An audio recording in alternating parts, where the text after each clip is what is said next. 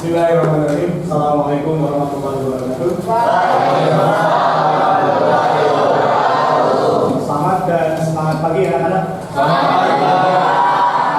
Baik, seperti biasa sebelum kita memulai pembelajaran, terlebih dahulu kita berdoa. Semoga apa yang kita lakukan semuanya bernilai ibadah. Silakan ketua kelas untuk memimpin doa. Sebelum belajar, mari kita berdoa menurut kepercayaan masing-masing.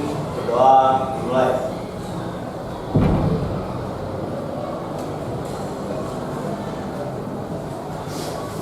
Berdoa selesai. Pemirsa.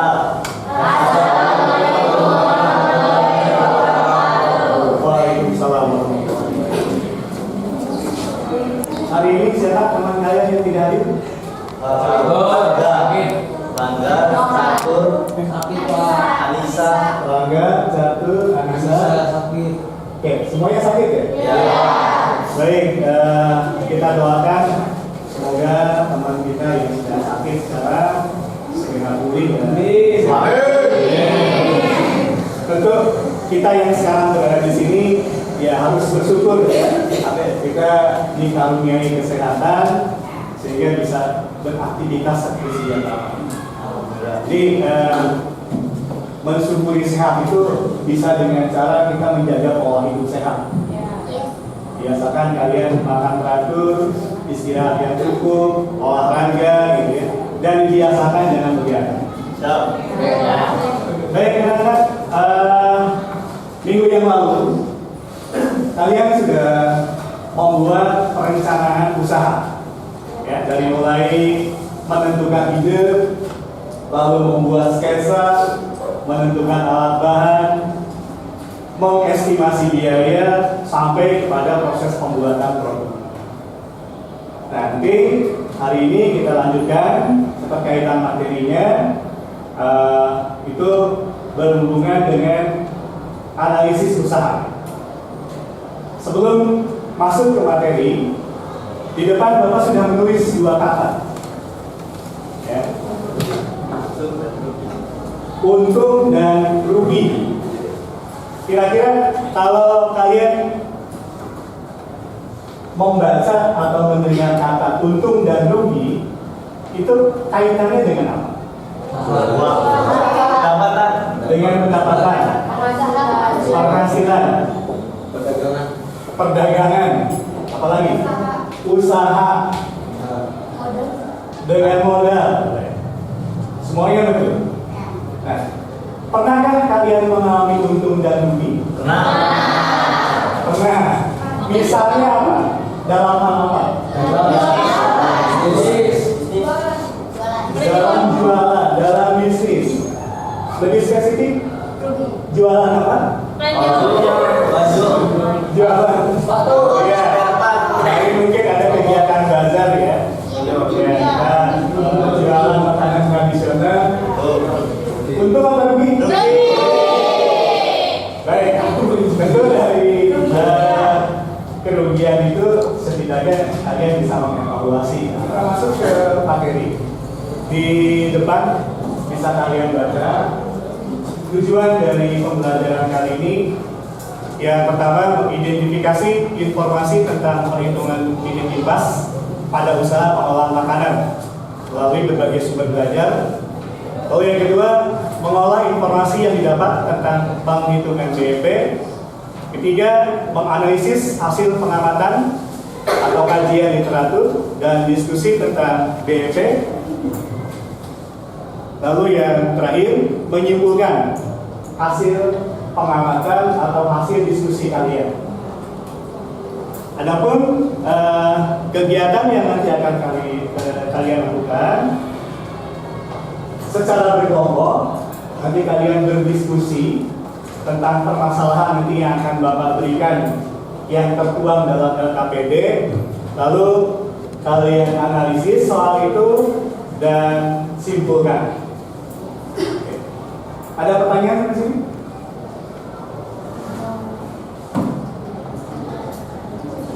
Baik, kalau tidak Bapak lanjutkan dulu untuk memberikan gambaran tentang break even ini. Jadi break even ini adalah titik impas di mana posisi jumlah pemaparan dan biaya sama atau seimbang, sehingga tidak terdapat keuntungan ataupun kerugian dalam suatu perusahaan.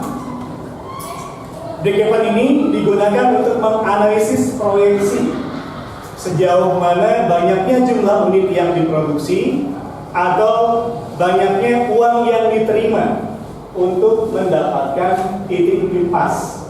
Artinya tidak untung, tidak rugi, atau bahasa kita mungkin balik modal, ya.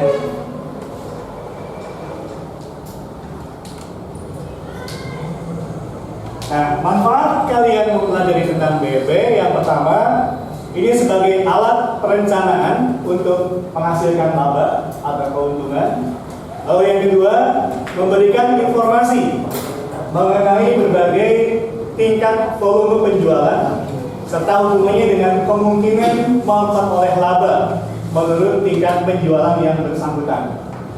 Dan yang terakhir, yang ketiga, mengevaluasi laba dari perusahaan secara keseluruhan. Berikutnya, mengganti sistem laporan yang tebal dengan yang mudah dibaca dan dimengerti.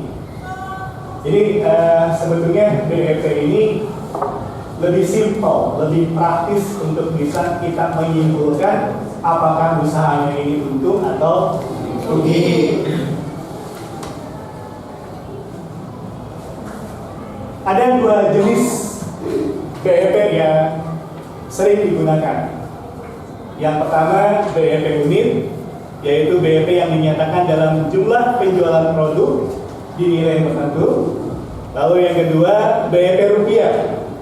BEP rupiah ini dinyatakan dalam jumlah penjualan.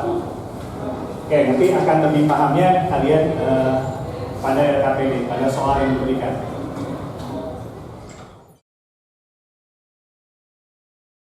Baik, langsung saja Bapak akan memberikan KPD. Nanti silakan kalian berdiskusi, kalian isi kolom yang sudah Bapak sediakan.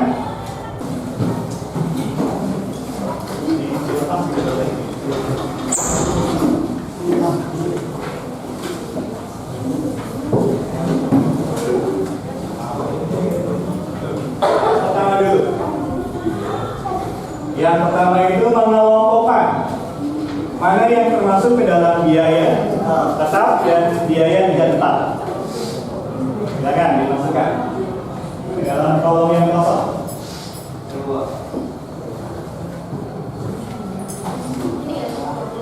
Oke, Bapak harap semuanya terlibat ya. Terlibat aktif, diskusi. Ada pembagian juga supaya lebih cepat diselesaikan. Administrasi ya.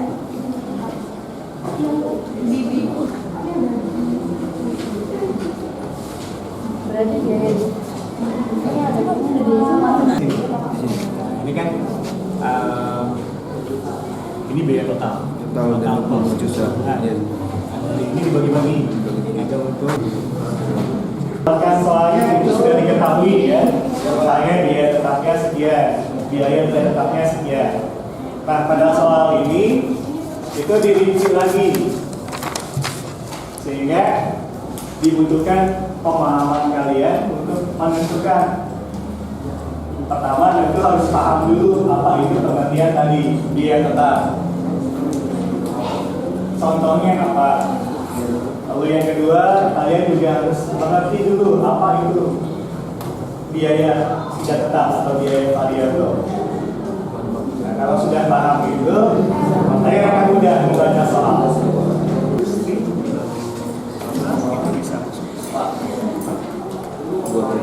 Supaya ini bisa langsung angkanya total keseluruhan.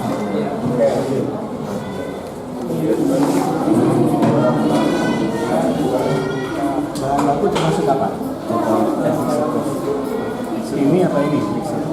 Masukkan di situ. Langsung masukkan aja sebentar. Oke. Terus?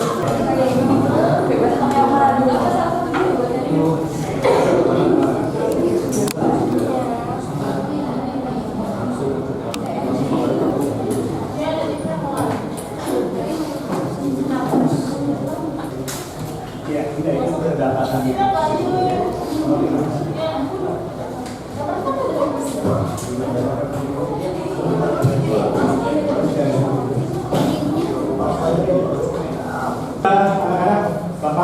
sudah lihat ada dua kelompok. Kecuali siswa yang mau rapat.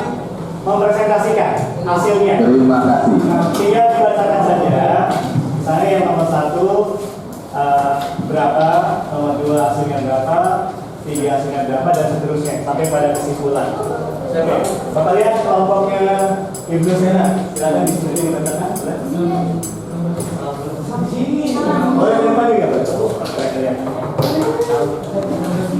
Oh, yang lain tidak ada koneksi kalau ada yang salah.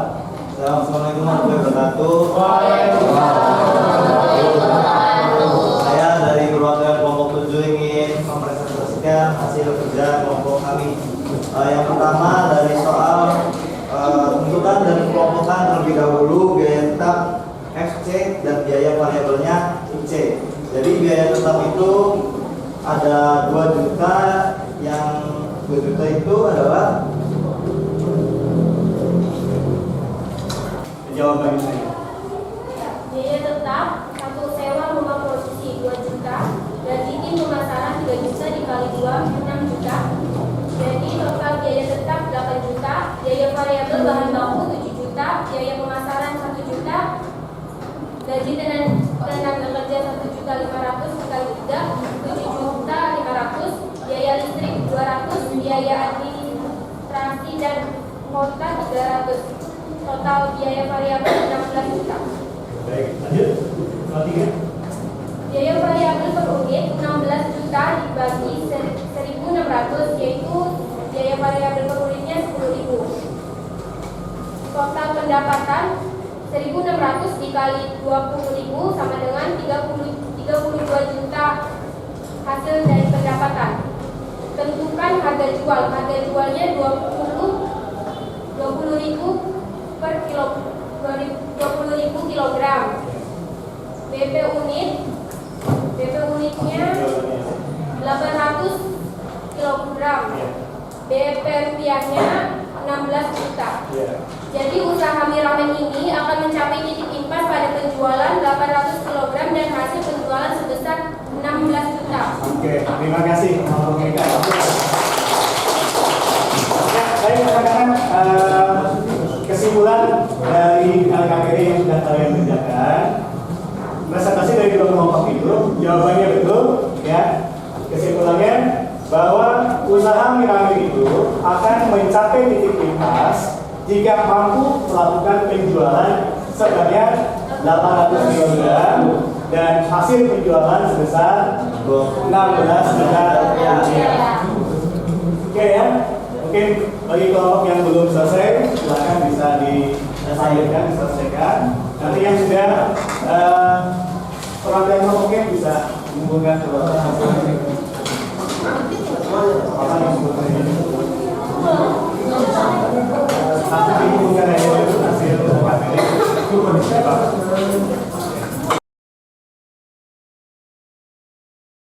baik, sebagai penutup, ya, sebagai penutup, Bapak simpulkan dari pembelajaran hari ini bahwa perhitungan BEP bisa kita jadikan untuk menilai atau mengukur suatu usaha itu apakah mengalami untung atau rugi. Ya, sangat simpel sekali. Tidak perlu kita membuat laporan yang banyak. Baik, kadang-kadang pertemuan kali ini Bapak cukupkan. Minggu depan materinya kita lanjutkan dengan pembahasan tentang promosi produk. Oke, kita semangat, sehat selalu buat semuanya.